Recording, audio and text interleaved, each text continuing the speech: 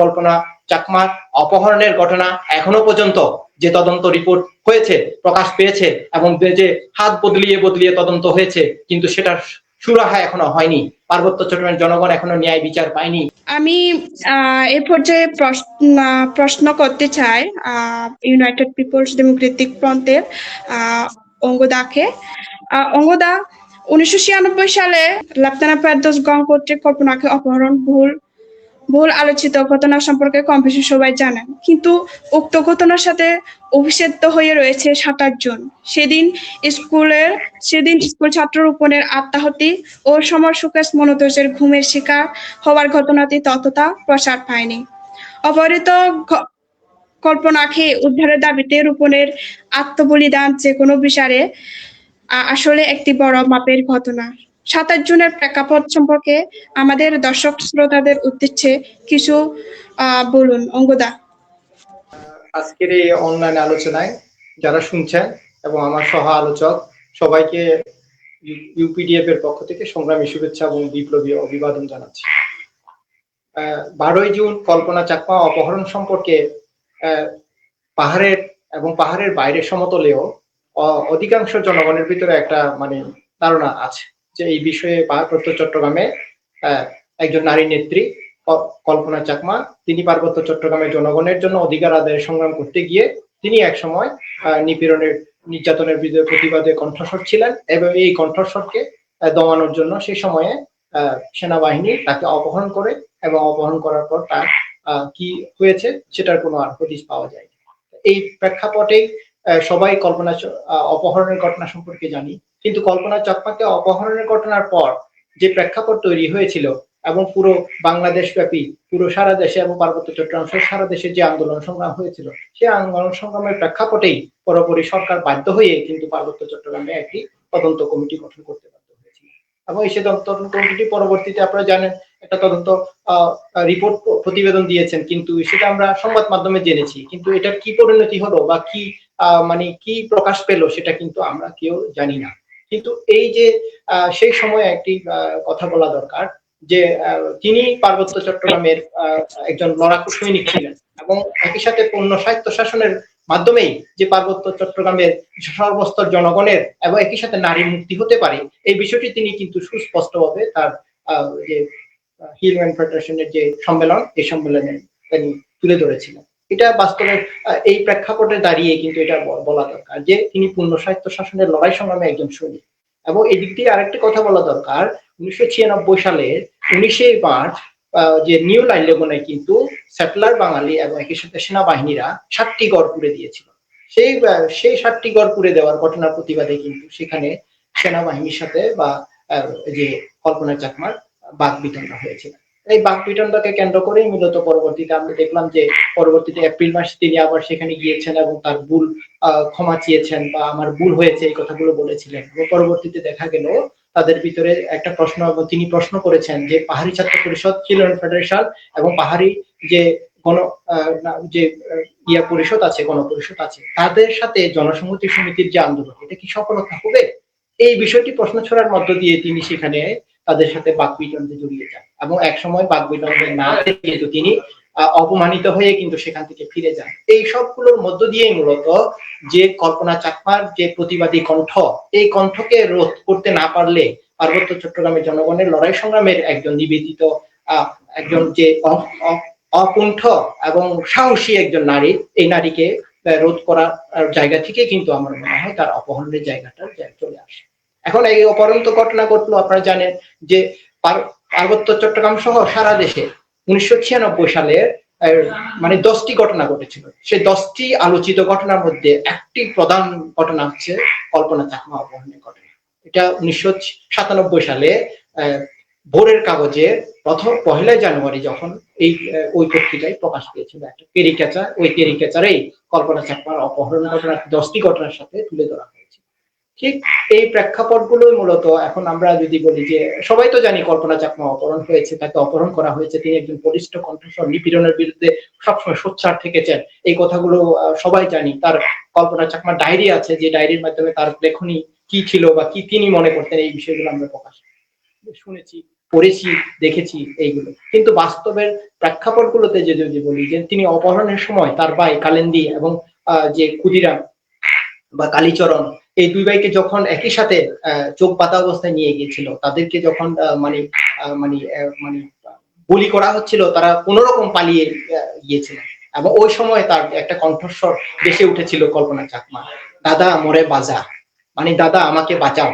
এই শব্দটার মধ্য দিয়ে কিন্তু তারা তাদের যে গুলির শব্দের কারণে তারা যে পালিয়ে যেতে বাধ্য হয়েছেন, ওই পরিস্থিতিগুলো যদি আমরা বিশ্লেষণ করি, সেই প্রেক্ষাপটগুলোর মধ্য দিয়ে কিন্তু এই যে বোনকে উদ্ধার করতে হবে, বোনের জন্য যে উদ্ধারের জন্য সংগ্রাম করতে হবে, এই পরিস্থিতিটা কিন্তু পরবর্তীতে আমরা দেখলাম। এবং একই সাথে আপনারা জানেন যে তার 15 দিন পরে বাগাইছড়িতে এবং একই সাথে রাঙামাটি যে সড়ক এবং নৌপথ অবরোধ, পাহাড়ি ছাত্র পরিষদ, কিলোন ফেডারেশন, পাহাড়ি গণপরিষদ এক যৌথ কর্মসূচির মাধ্যমে এই কর্মসূচি ঘোষণা করা হয়েছে। শান্তিপূর্ণ একটা কর্মসূচি। সেই কর্মসূচিতে স্বাভাবিকভাবে সেখানকার ছাত্র সমাজ, যুব সমাজ, নারী সমাজ একত্রিতভাবে একটা প্রতিবাদ কর্মসূচিতে অংশগ্রহণ করতে তারা উপস্থিত হয়েছে এবং মিছিল নিয়ে তারা এগিয়ে যাচ্ছে। সেই পরিস্থিতিতে আপনারা জানেন যে কিভাবে একটা পূর্ব পরিকল্পিত ভাবে একটা মানে একটা শান্তিপূর্ণ কর্মসূচিকে একটা সাম্প্রদায়িকতা রূপ নিয়ে দিল। এবং সেখানে দেখা গেল যে সেখানে সেটেলার বাঙালিদের সাথে এবং প্রশাসন এবং একই সাথে পুলিশ, আনসার, বিডিপি সবাই ওখানে একটা সংঘর্ষে লিপ্ত হয়। সেই সংঘর্ষে দেখা গেল বলছেন নিজের বোনের জন্য রক্ষার জন্য, একই সাথে উদ্ধারের জন্য তিনি দাবি তুলে সামনে সারে এগিয়ে গিয়েছিলেন এবং এগিয়ে গিয়ে বলছেন যে না, আমার দিদির বা আমার বোনের জন্য আমাকে দরকার হলে তোমরা মারো, কিন্তু তিনি বুক এঁচিয়ে সামনের দিকে। কিছুক্ষণ আগে উপস্থাপক আপনি আলোচনা করেছেন 1924 যে গণ অভ্যুত্থান হয়েছে, সে অভ্যুত্থানে আইকনিক একটা লিডার সামনে আমরা যাকে দেখি, সেটা হচ্ছে আবু সাইদ রংপুরে। তার আত্মহত্যার মধ্য দিয়েই কিন্তু একটা বিস্ফোরণ পুরো বাংলাদেশে কিন্তু অগ্নি স্ফুলিঙ্গের মতো ছড়িয়ে পড়েছিল। এবং এই স্ফুলিঙ্গ ছড়িয়ে পড়ার কারণেই এখানকার যে ফ্যাসিস্ট শেখ হাসিনা সরকার পালিয়ে যেতে বাধ্য হয়েছিল। এই পরিস্থিতি তৈরির জন্য সে 27শে জুন 1996 সালের যে ঘটনা, এই ঘটনার প্রতিবাদে সেই যখন যে অবরোধ কর্মসূচিতে রূপন নিজের জীবন দিয়ে সামনের সারিতে থেকে নিজের জীবন আত্মহত্যা করে দিয়েছে। এবং একই সাথে আরো 3 জন সহযোদ্ধা জানেন, সমর, সুকর, মনোতোষ, তাদেরকে পরবর্তীতে আর খুঁজে পাওয়া যায়। তারা ওই ব্লকের যে সাম্প্রদায়িক হামলা হয়েছিল, ওই হামলার সময় তারা সেখানে তাদেরকে গুম করা হয় বলে পরিস্থিতি আছে। এই প্রেক্ষাপটগুলো এখন আমাদের সমাজে যে এই 1996 সালে 30 বছর আগের একটি ঘটনা, এই ঘটনার যে নিজের বোনের রক্ষা, নিজের অধিকারের জন্য এবং নিজেদের বেঁচে থাকার যে সংগ্রাম, এই সংগ্রামের জন্য যে তাদের যে আত্মহত্যের যে জায়গা, এই জায়গায় আমরা সামনে তাদেরকে সমর, সুকেশ, মনোতোষ এবং রূপনকে আমরা সেলুট জানাবো। এবং তারা সেলুট বা সম্মানের একমাত্র তারা প্রাপ্য।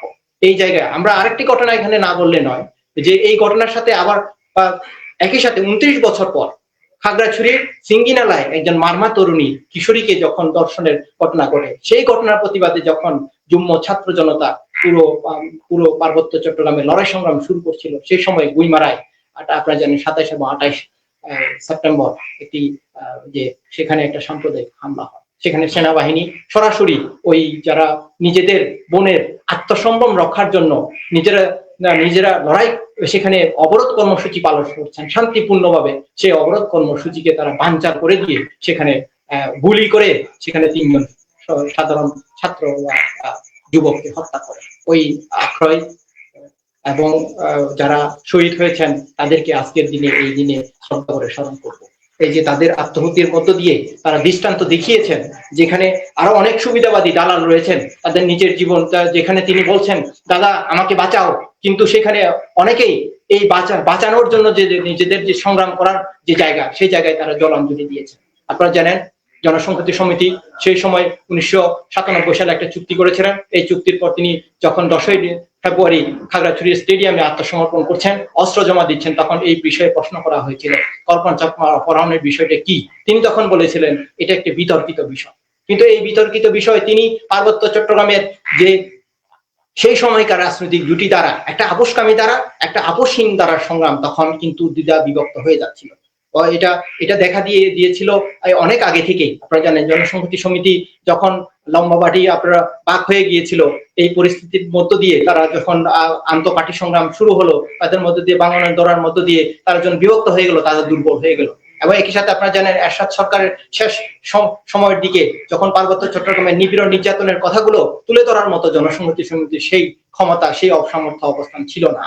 আপনারা জানেন যে লংগুদু গণহত্যার ঘটনার প্রতিবাদে সে সময় পারি ছাত্র পরিষদের আত্মপ্রকাশের মধ্য দিয়ে পার্বত্য চট্টগ্রামের প্রথম মৌন মিছিলের মধ্য দিয়ে পার্বত্য চট্টগ্রামের জনগণের নিপীড়ন নির্যাতনের কথা সে সময় তুলে ধরেছিল রাজপথে। এবং এই সংগঠনের যখন বিকাশ শুরু হলো এবং তার পরবর্তীতে দিকে দিকে লড়াই সংগ্রামের দিকগুলো তুলে হচ্ছিল, সেই সময় আপনারা জানেন যে জনসংহতি সমিতি হালে পানি পেয়েছিল এবং তারা সরকারের সাথে একটি আলোচনা বসতে সুযোগ পায় এবং সেই সময় একটা চুক্তি করে। এই চুক্তিটার মধ্য দিয়ে তারা পার্বত্য চট্টগ্রামের জনগণের যে স্বায়ত্ত শাসনের অধিকার, এই অধিকারকে জলাঞ্জলি দেয় এবং এই জলাঞ্জলির মধ্য দিয়ে তারা সে সময় যে আত্মসমর্পণ দিবসে তারা বলেছেন যে কল্পনা চাকমা অপহরণের ঘটনাটি একটি বিতর্কিত কথা।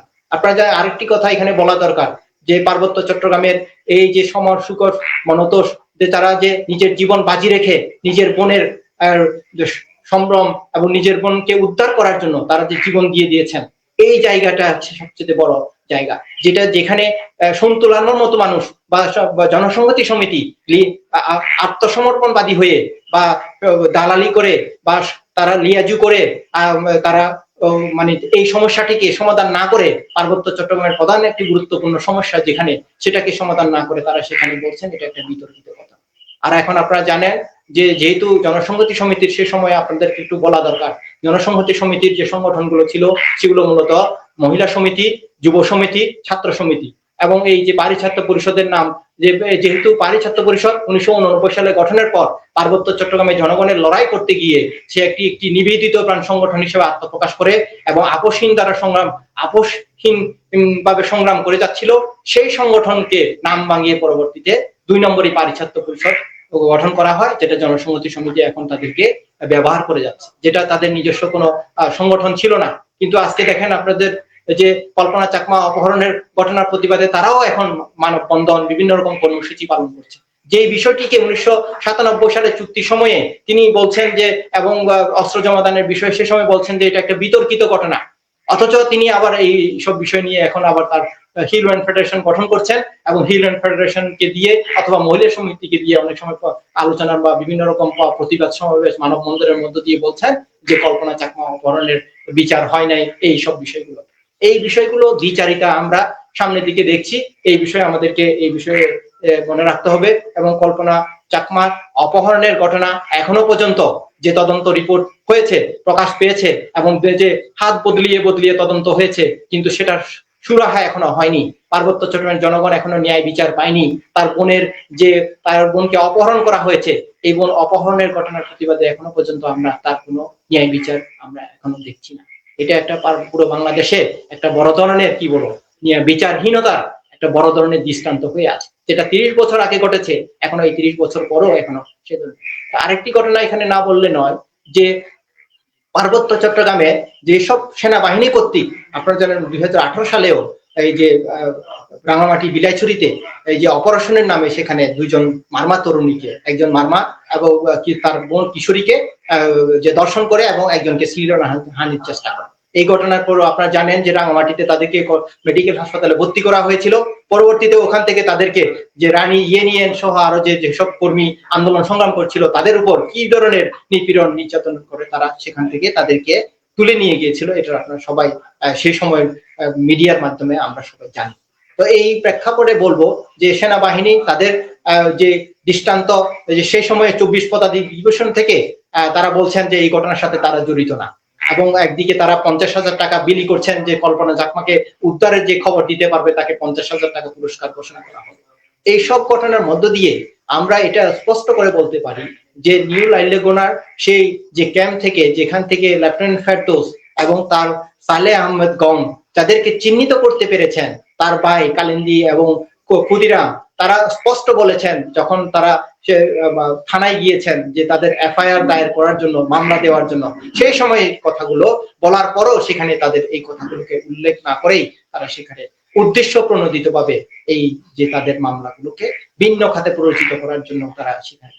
এবং এই পরিস্থিতিগুলোর মধ্য দিয়ে আমরা আজকে নতুন প্রাসঙ্গিকভাবে এই সমর সুকেশ মনতোষ এতদিন আপনারা জানেন যে এই কথাগুলো আমাদের সমাজের মানুষদের যে সামনের সারিতে আনতে হবে, এই কথাগুলো এখনই স্পষ্ট হয়ে আসছে এই কারণেই যে 2025 সালে একজন মারমা কিশোরীকে ধর্ষণের ঘটনার প্রতিবাদে যেখানে বইমারায় আক্ষয় এবং ফয়েনচিং নামে যারা শহীদ হয়েছেন তাদের এই যে সামনের সারিতে থেকে তাদের যে আত্মহতির জায়গা, এই জায়গাটির সাথে 1996 সালের যে 27শে জুন যে কল্পনা চাকমা অপহরণের উদ্ধারের ঘটনার প্রতিবাদে এবং মানব অবরোধ কর্মসূচি পালন করতে গিয়ে যেখানে সমর সুকেশ মনতোষ তারা রূপন তারা আত্মহতি দিয়েছেন, এই আত্মহতির ঘটনায় আজকে সম্মুখ সারিতে আমরা এই ঘটনাগুলো দেখছি। আমি আর এই বিষয়ে যে ছাত্র সমাজকে এবং যুব সমাজকে যারা এই বিষয়ে অবগত নন, আজকের এই দিনটি অবশ্যই এটার মাধ্যমে আমরা সবাই জানতে পারলাম। আমরা নিজে থেকেই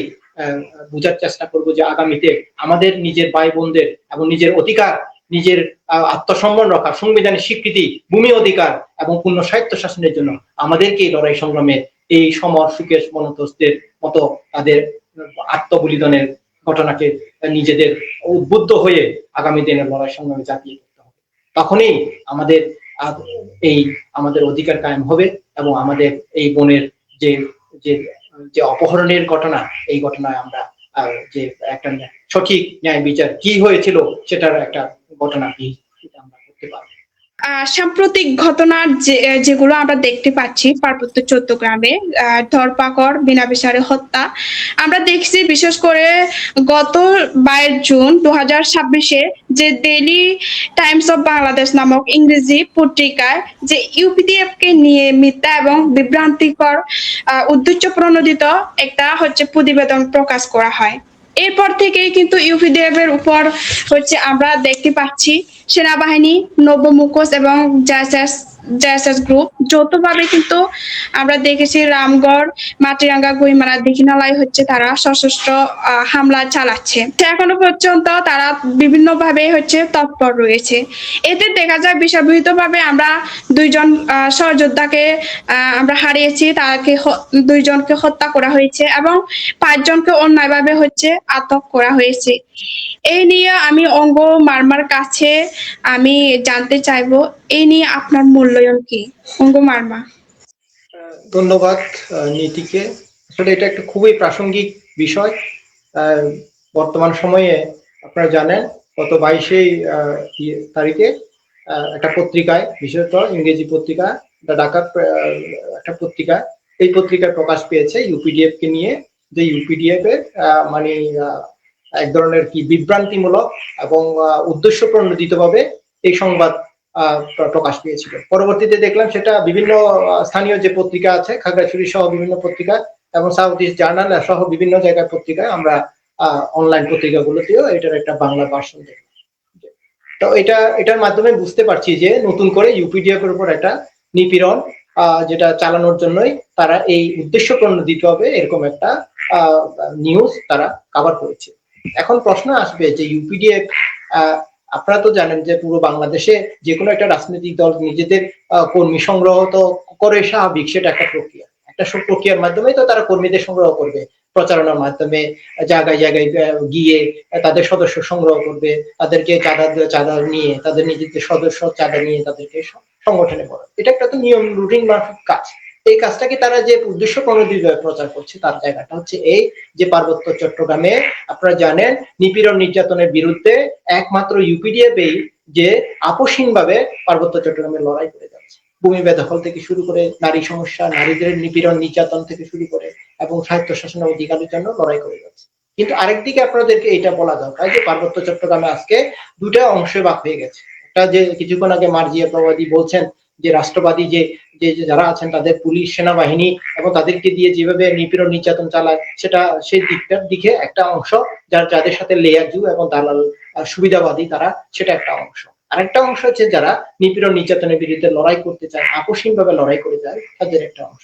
এখন পার্বত্য চট্টগ্রামে এই 2টি অংশ স্পষ্টভাবে প্রতীয়মান হয়েছে। একটা অংশ পার্বত্য চট্টগ্রামের জনগণের জীবন মান, তাদের অধিকারের জন্য লড়াই করে যাচ্ছে, আরেকটা অংশ নিজেদেরকে এই যে চুক্তির পর হইতে 97 সালের পর থেকে ক্ষমতায় টিকে থাকার জন্য, আঞ্চলিক পরিষদের গদি ধরে রাখার জন্য তারা আজকে সেনা এবং রাষ্ট্রবাদী যে যন্ত্র আছে, কখনো তারা আওয়ামী লীগ, কখনো তারা বিএনপি, এবং সর্বশেষ যে আপনারা জানেন যে নির্বাচনেও আমরা দেখা যায় যে তারা বিএনপি কে সমর্থন দিয়েছে জনসংহতি, এবং এর মধ্য দিয়ে বোঝা যাচ্ছে যে তারা একটা আপোষকামী রাষ্ট্রবাদী অংশ হিসেবে তারা সবসময় প্রতীয়মান হচ্ছে। এবং এই অংশটা যদি এর মধ্য দিয়ে তারা এটা পার্বত্য চট্টগ্রামে যারা নিপীড়িত মানুষের প্রতিনিধিত্বকারী সংগঠন, যারা মুখপাত্র হিসেবে বিকাশ লাভ করছে, এখন ইউপিডিএফ একটা মুখপাত্র হিসেবে সামনের সারিতে সবচেয়ে অগ্রগামী একটা রাজনৈতিক দল হিসেবে বিকাশ লাভ করছে। আপনারা জানেন এটা 97 পর থেকেই এটার একটা গতি আসছে, কারণ 97 সালের মধ্য দিয়ে যে চুক্তি হয়েছিল, এই চুক্তির মাধ্যমে পার্বত্য চট্টগ্রামের জনগণের সমস্যা সমাধান। এখন প্রশ্ন আসছে যে ইউপিডিএফ কি তাহলে একটা মানে নিষিদ্ধ সংগঠন, এবং তাহলে ইউপিডিএফ তো নিষিদ্ধ কোনো রাজনৈতিক দল না। ইউপিডিএফ পার্বত্য চট্টগ্রামে নির্বাচনে অংশগ্রহণ করে, নির্বাচনের অংশগ্রহণের মাধ্যমে স্বতন্ত্র প্রার্থিতার মধ্য দিয়ে পার্বত্য চট্টগ্রামের বিপুল সংখ্যক ভোট, যেটাকে বলা যায় যে একটা গ্রহণযোগ্য এবং মানে প্রতিযোগিতামূলক যে ভোটগুলো হচ্ছে, সেখানে ইউপিডিএফ সবসময় অগ্রগামী থাকছে। সেই দিক থেকে বলবো যে ইউপিডিএফ কে এই যে অগ্রযাত্রা, তাদের যে নিপীড়ন নির্যাতনের বিরুদ্ধে যে লড়াই সংগ্রাম, ন্যায়সঙ্গত সংগ্রামকে মূলত দমন পীড়ন চালানোর জন্য এই ধরনের প্রচার প্রকাশনার মধ্য দিয়ে তারা কিন্তু আমাদের উপর নিপীড়নের খড়গহস্ত পরিচালনা করার জন্য তারা কিন্তু এই ধরনের ষড়যন্ত্র করেছে। আজকে আমরা দেখছি সেখানে তারা বিচারে হত্যা করছে, এবং অন্যায়ভাবে আটক করে কর্মীদেরকে বিভিন্ন ধরনের মানে অস্ত্র বুঝিয়ে দিয়ে তারা সেখানে দেখা যাচ্ছে তাদের উপর মামলা ঠুকে দিচ্ছে, এবং তাদের উপর এই নিপীড়ন নির্যাতন গুলো চালাচ্ছে। এবং এটা যদি এককভাবে হতো তাহলে এটার একটা দিক আমরা বলতাম যে এটা শুধুমাত্র রাষ্ট্রবাদী করছে। এটার সাথে যোগ হচ্ছে ঠেঙ্গারে বাহিনী, নব্য মুখোশরা, এবং এটার সাথে যোগ হচ্ছে জনসংহতি সমিতি। তার মানে এই যে আপনারা পরপর দুইটা ঘটনা কথা না বললেই নয়। রামগড়ে যেদিন ঘটনা ঘটলো, দেখা গেল যে তারপর আবার সেদিন আবার দিঘিনালাতে একটা ঘটনা ঘটলো। যে এই যে ঘটনা দুটোর সাথে সম্পৃক্ত জায়গাটা হচ্ছে এই, একটা করছে রাষ্ট্রবাদী সেনাবাহিনী, আর আরেকটা করেছে হচ্ছে জনসংহতি সমিতি। এবং এটার যোগসূত্রের জায়গাটা হচ্ছে এই যে তারা পার্বত্য চট্টগ্রামে যারা লড়াই সংগ্রাম করছে, জনগণের অধিকারের আদায়ের জন্য যারা সংগ্রাম করছে, তাদেরকে তারা সেখানে হত্যা মানে চালাচ্ছে, এবং একই সাথে তারা মানে তাদেরকে মানে নিপীড়ন নির্যাতনের মধ্য দিয়ে কোণঠাসা করার চেষ্টা করছে। এই দিকগুলো কিন্তু আমরা এখানে সামনের দিকে আসতে দেখছি। এবং এই ক্ষেত্রে যে সহযোদ্ধা ববিন তিনি মারা গেলেন যে সেনাবাহিনীর গুলিতে, তার যে আত্মহতি, এই বীর শহীদদের প্রতি সম্মান জানিয়ে আমি শ্রদ্ধা করে তাকে স্মরণ করছি, এবং তাকেও স্যালুট।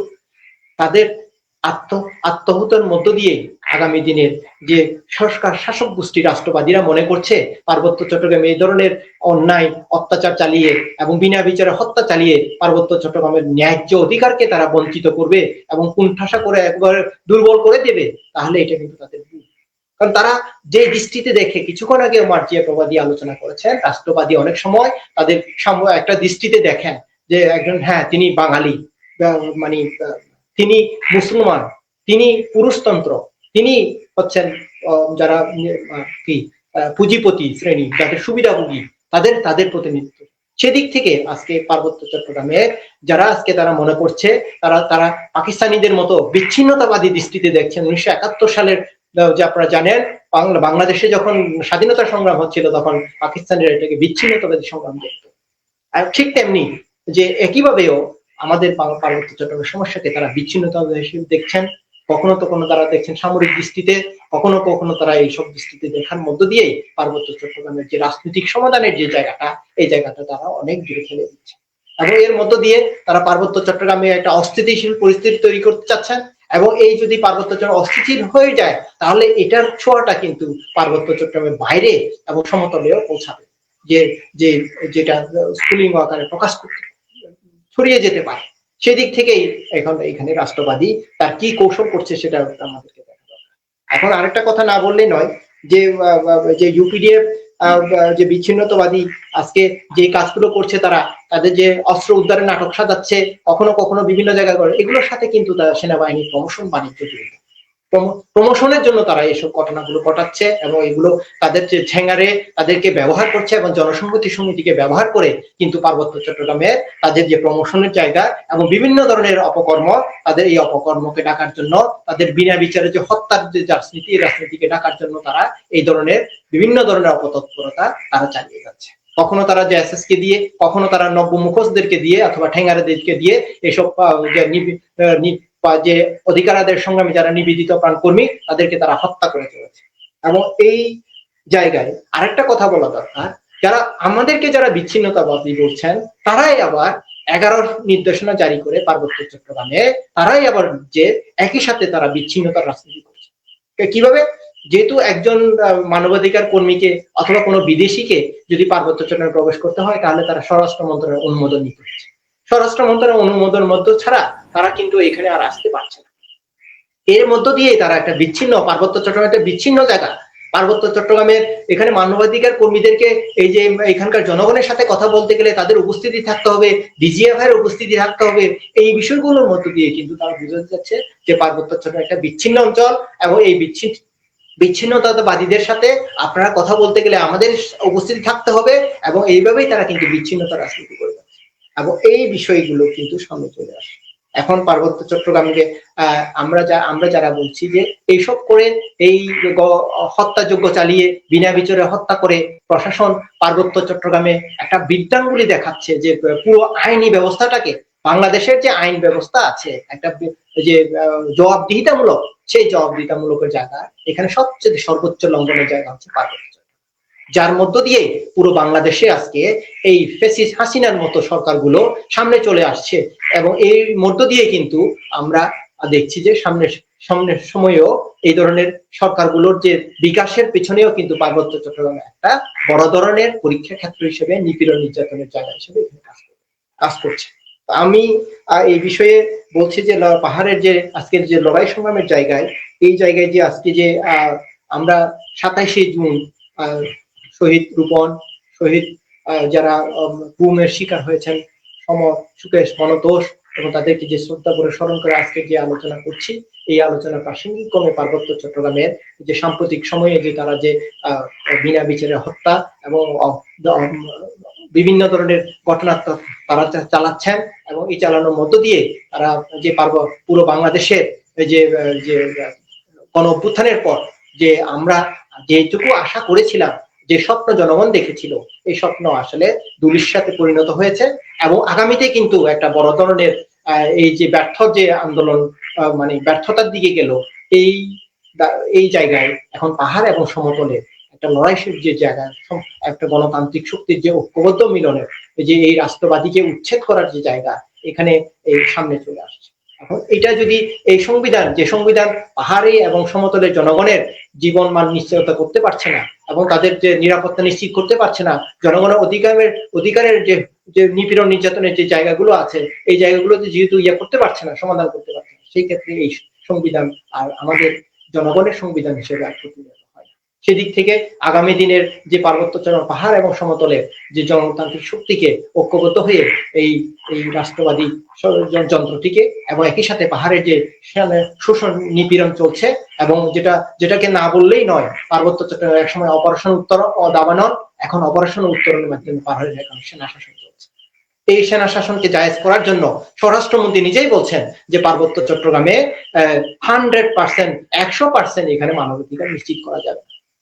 যিনি স্বরাষ্ট্র মন্ত্রণালয়ের একজন মন্ত্রী, তিনিই বলছেন এই কথাগুলো, তার মধ্য দিয়ে এটাই কি প্রতীয়মান হয় না যে পার্বত্য চট্টগ্রামে মানবাধিকার লঙ্ঘন করা লাইসেন্স এখানে সেনাবাহিনী থেকে দেওয়া হয়েছে বা তাদের এখানে নিপীড়ন নির্যাতন চালানোর জন্য যে তাদের যে স্টিম রোলার চালানোর জন্য এখানে রাষ্ট্রবাদী তাদেরকে নিয়োগ দিয়েছে, এটাই এর মধ্য দিয়ে এটা পরিষ্কার হয়ে যায়। আমরা এই দিক থেকে বলবো শাসক গোষ্ঠী এবং রাষ্ট্রবাদীদেরকে যে পার্বত্য চট্টগ্রামের সমস্যা সমাধানের জন্য যেখানে আলোচনা না করে আপনারা যে পথ বেছে নিচ্ছেন, এই পথে আপনাদের একদিন কাল হয়ে দাঁড়াবে এবং এইখানকার জনগণ যে আপনাদের যতই হত্যা করেছেন ততই কিন্তু মানুষ সংগঠিত হয়েছে। রূপন চাকমাকে আজকে আপনারা হত্যা করেছেন, সমর সুকেশকে গুম করে দিয়েছেন ঠিকই, কিন্তু এই চেতনা এখনো কিন্তু জাগরিত হয়ে আছে। 30 বছর ধরে মানুষের ভিতরে এই জাগরণের কারণেই কিন্তু 2025 সালে গুই মারার মতো সেই ঘটনা, যে পাহাড়ি সে মারমা তরুণীর যে দর্শনের ঘটনাকে কেন্দ্র করে সেখানে ছাত্র সমাজ, যুব সমাজ যেভাবে উত্থান ঘটেছে এবং দিকে দিকে পুরো বা খাগড়াছড়িতে যেভাবে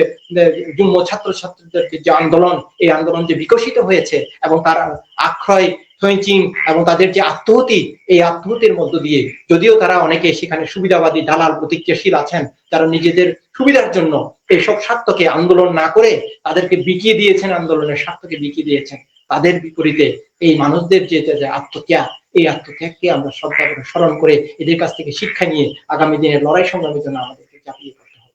এই আমি এই ক্ষেত্রে বলবো, রাষ্ট্রবাদী যে নিপীড়ন নির্যাতন চালাচ্ছে, এই নির্যাতনের বিরুদ্ধেও আজকে আমাদেরকে যে জনগণকে এই সঠিক একটি রাজনৈতিক দিশা নিয়ে এগিয়ে আসতে হবে, এই নিপীড়নের বিরুদ্ধে লড়াই সংগ্রাম করতে হবে, তাহলেই আমরা আমাদের এই নিপীড়নের স্কিম রোল থেকে মুক্তি লাভ করতে পারবো। সবাইকে সংগ্রাম